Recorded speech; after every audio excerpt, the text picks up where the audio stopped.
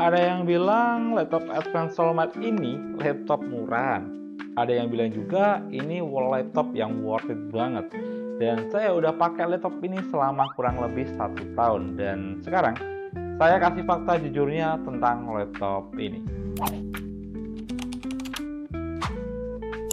Halo guys, kembali lagi di channel Mr. Laptopin bersama saya Wahyu. Oke, kali ini saya mau sharing ke kalian semua, khususnya buat kalian yang lagi mau cari laptop ini. Dan di sini saya akan cerita sedikit pengalaman saya setelah pakai laptop Advance Solmat ini. Laptop 2 jutaan yang kira-kira masih worth it nggak ya di tahun 2025 ini?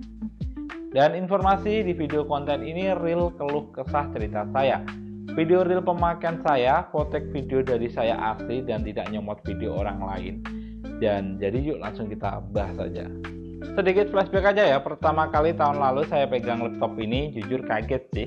Desainnya tipis banget untuk ukuran laptop 14 in.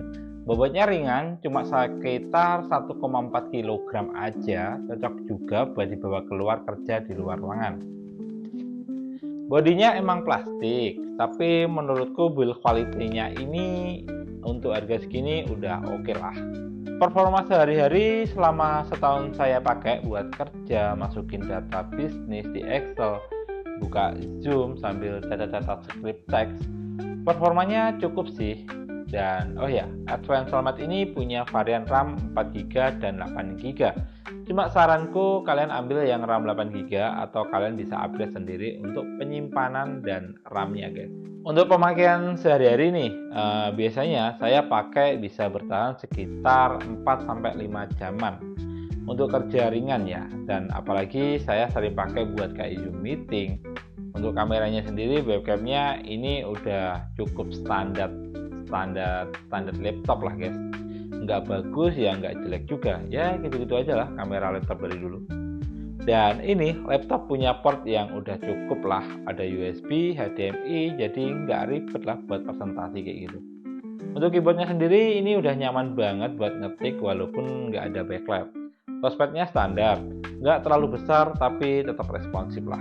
Webcamnya ya tadi 1 megapiksel cukup lah buat Zoom meeting aja.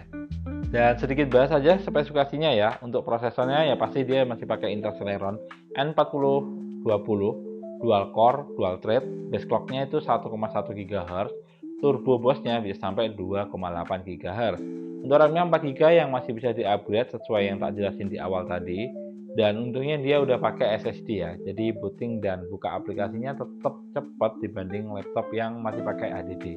Dan kalau ditanya keluhannya saya selama 1 tahun ya mungkin di bagian layarnya ya. Di bagian layarnya dia masih pakai Full HD, bukan Full HD, masih pakai SDHD. Dan build quality-nya yang terasa biasa banget, kayak kelihatan ringkih gitu. Dan kalau benefit atau keunggulannya ya harganya super terjangkau loh. Laptop 2 jutaan dapat desain model yang udah tipis, ringan, dan portable dibawa kemana aja. SSD dan RAM-nya masih bisa di-upgrade. Dan laptop ini cocok buat kalian pelajar, kantoran, atau orang tua yang ingin memakai laptop dengan kebutuhan yang standar doang.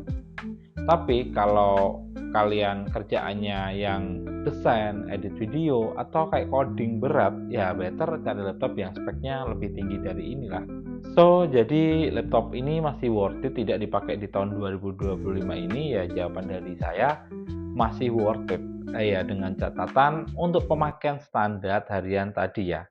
Dan jujur review dari saya pakai Advance dan ada beberapa pelanggan di offline store kami yang pakai Advance dan itu jarang banget loh ada keluhan. Jadi kayak ya aman-aman aja lah. Oke, gitu aja. Kalau kalian masih bingung beli laptop murah, komen aja di bawah. Nanti biar saya bantu jawab satu-satu. Jangan lupa untuk like, share, dan subscribe biar saya makin bersemangat bikin review jujur kayak gini.